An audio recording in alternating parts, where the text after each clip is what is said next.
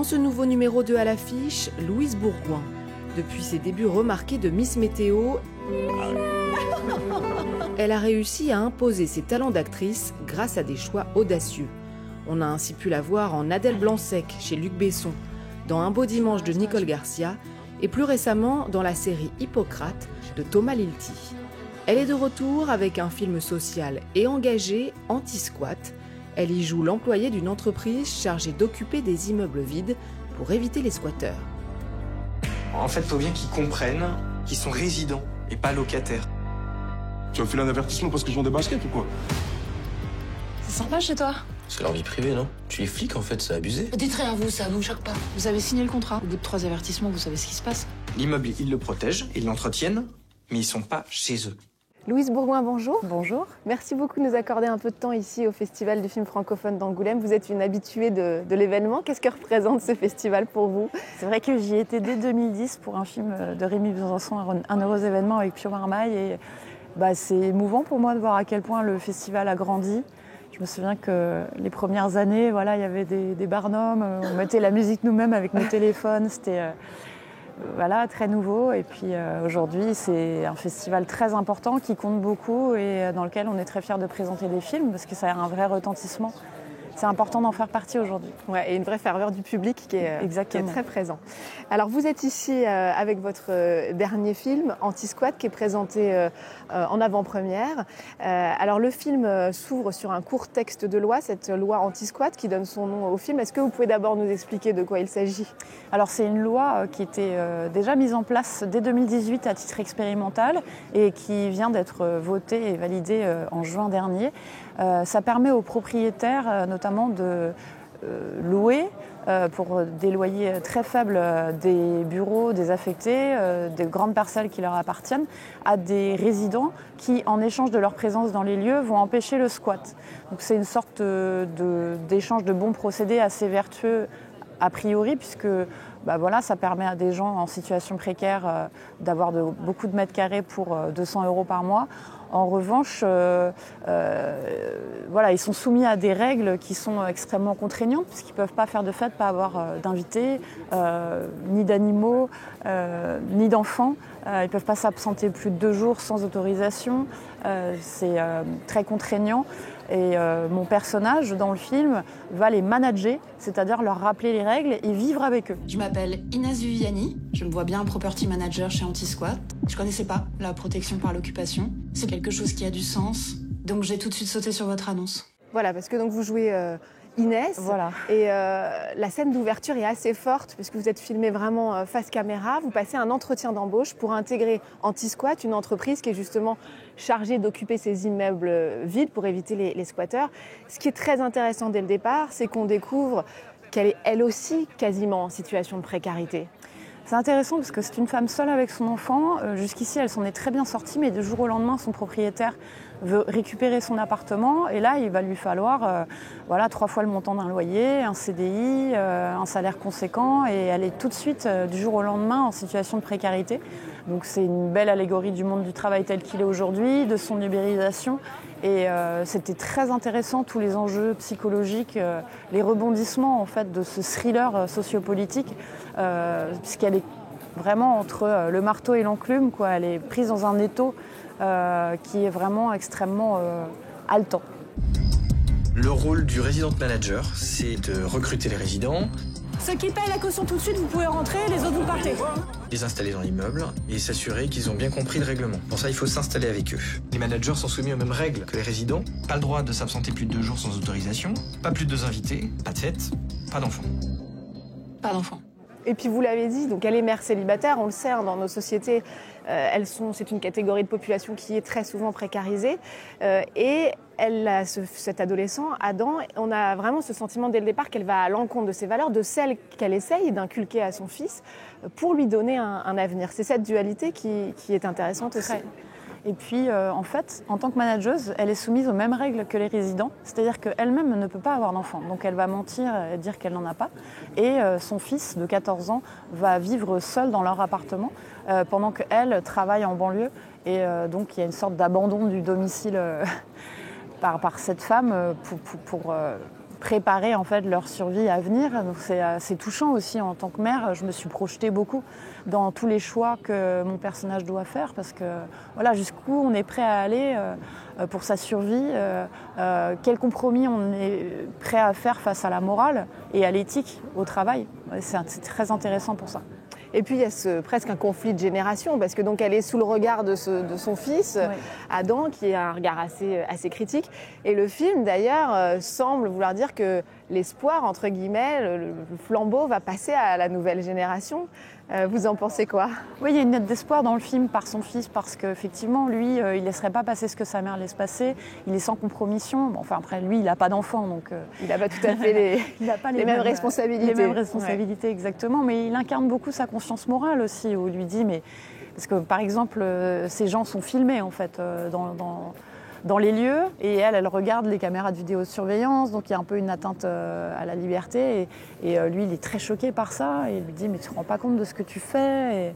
Et voilà, il lui rappelle un peu les règles lui-même. Donc, mais ce n'est pas un film à charge sur un métier en particulier ou un comportement en particulier, en fait, parce que même le boss d'Inès dans le film... Il est dans une boîte qui est en situation de fragilité, donc finalement, ça rappelle beaucoup les films de Ken Loach, en fait, notamment Sorry We Missed You, sur un livreur qui était complètement pressurisé par son travail, et ça montre bien aussi voilà, l'absurdité du système et le fait que voilà, le profit est privilégié sur l'humain, quoi. Oui, la complexité de chacune des situations.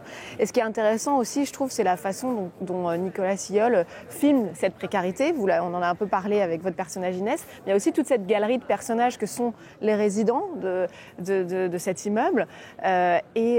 Voilà, ils ont tous souvent un revenu, un métier. Il y a une infirmière, par exemple. Ça aussi, c'était intéressant pour ne pas tomber dans les clichés. Oui, exactement. Il ne voulait pas de misérabilisme. Et puis, il a effectivement, parmi les résidents, choisi des gens qui ont un travail a priori qui ne réclament pas ce type de dispositif, mais pourtant si. Donc ça montre bien aussi l'appauvrissement de la société, les vulnérabilités de chacun par rapport au logement. Justement, il y a un infirmier, un prof, un chauffeur de taxi, enfin, c'est pas des SDF, quoi. Et c'est justement la Fondation Abbé Pierre qui soutient beaucoup le film, qui nous rappelait les chiffres. Il y a 15 millions de personnes en France qui sont en situation de fragilité par rapport à leur logement. C'est énorme. Et c'est un quart de la population finalement. Donc, ça concerne bien plus de gens qu'on ne peut le croire. Vous pensez que le cinéma peut aider peut-être à changer le regard sur ce genre de thématique de société? C'est important que le cinéma soit aussi politique et c'est très important que le film mette en lumière cette loi qui vient de passer parce qu'elle est passée assez inaperçue et elle peut donner lieu à des dérives et c'est important de les signaler. Ouais. C'est nous ou eux, c'est ça?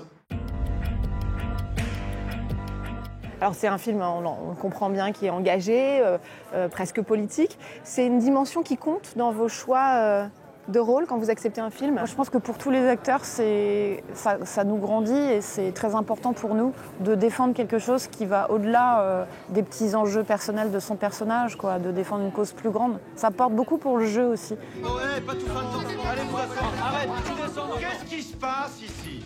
Qu'est-ce qui se passe? Il y a un problème? Non, on gère, c'est bon. Vous devez respecter le surveillant comme on respecte un enseignant. Est-ce que c'est clair? C'est pas un surveillant, monsieur. Je suis le nouveau professeur de mathématiques. Pour Pronote, quelqu'un pourra me montrer? Bien sûr, je te montre à la récréation si tu veux. Ouais, moi aussi, je peux te montrer à la récré si tu veux. Ouais, moi, je peux te montrer après ou avant la récré. Ils sont très lourds, c'est normal. Alors en tout cas, on va vous voir beaucoup dans ces prochains mois au cinéma, notamment dans Un métier sérieux de Thomas Lilti, qui vous dirige évidemment dans la série Hippocrate. Mais alors là, c'est plus le monde médical. Ouais. Vous êtes prof, c'est ça? Voilà, on est prof en collège, c'est un film choral. Alors là, c'est un feel-good movie avec François Cluzet, Adèle Exarchopoulos, Vincent Lacoste, William Legbill. On s'est bien amusé et on joue des profs en collège dans une ville de province. Et c'est vraiment la vie des profs, c'est très chronique. Et ça parle aussi du manque de moyens des profs, mais sans une volonté politique vraiment affirmée. Mais en tout cas, c'est important qu'on donne à voir ce monde-là aussi, parce qu'on n'en parle pas assez. Oui. Je crois savoir que vous avez eu peur à un moment que, à ce tournant de la quarantaine, il puisse y avoir un creux dans votre carrière. Là, manifestement, c'est pas le cas, vu le nombre de films que vous enchaînez. Vous pensez que les temps changent un peu pour les actrices? Ouais, je pense que les choses se sont déplacées. D'abord parce qu'il y a plus de femmes réalisatrices et je pense qu'elles se projettent plus facilement que les hommes dans les rôles féminins. Donc il y a beaucoup plus de rôles pour les femmes. Je pense aussi que la population est vieillissante et que ce sont souvent les personnes de plus de 50 ans qui vont au cinéma. Et donc ils ont besoin de référents de leur âge. Donc je crois beaucoup dans le fait que les choses se soient déplacées d'au moins 10 ans. Ouais. Je me souviendrai toujours que quand Indochine est sorti, j'avais une dizaine d'années avec Catherine Deneuve, c'était son grand retour et on estimait que voilà, à 40 ans, elle avait de la chance d'être encore au cinéma, etc. Et moi j'ai 40 ans aujourd'hui et les choses sont nettement différentes. Par exemple, j'ai beaucoup plus de rôles aujourd'hui à 40 ans que quand j'avais 30 ans. Mais on m'a beaucoup dit, fais attention, il va y avoir un creux, etc. Donc, est-ce que j'ai pas plus travaillé pour prévenir ce creux? C'est possible. Mais si je travaille plus tard, à 50 ans, je rebondirai en faisant autre chose. Mais d'ailleurs, votre carrière artistique ne se limite pas complètement au cinéma. Enfin, moi, en tout cas, j'aime beaucoup parce que je les regarde sur Instagram et puis vous avez exposé récemment. Vous êtes illustratrice aussi. Oui, c'est vrai. Merci, c'est gentil. D'ailleurs, j'aime beaucoup dessiner entre deux tournages et j'ai la chance d'avoir illustré une anthologie de poésie érotique qui rassemble 1000 ans de poésie érotique du Moyen-Âge à nos jours et j'ai fait 50 planches de dessin. Ça sortira le 5 octobre aux éditions Segers. Oui. On a hâte de découvrir. Merci. Dernière petite question, je crois que vous avez aussi peut-être le projet de passer derrière la caméra. Oui, c'est encore trop tôt pour en parler, mais oui, c'est un projet qui me tient vraiment à cœur. Bon, on a hâte de découvrir. Merci beaucoup, Louise Bourgoin. Merci. And what kind of main course do you like? Si je suis prof, c'est pour eux, je les vois évoluer, je les vois grandir. Malcolm? Des hamburgers. In English, please. Moi, j'ai fait médecine pour faire plaisir à mon père, mais j'ai échoué. Moi, à ton âge, j'avais arrêté mes études, je faisais du surf à Biarritz. Toi, t'as toujours eu la vocation? Personne n'a là au début. Elle arrive quand t'es balancé dans un collège et puis que tu découvres que t'es à ta place. Vous savez s'il y a des frites? C'est le jeudi, les frites. C'est le mardi. Ça a toujours été le jeudi. Eh, les frites, c'est le mardi? Voilà. Mais mardi dernier, il y avait des frites, je suis désolé.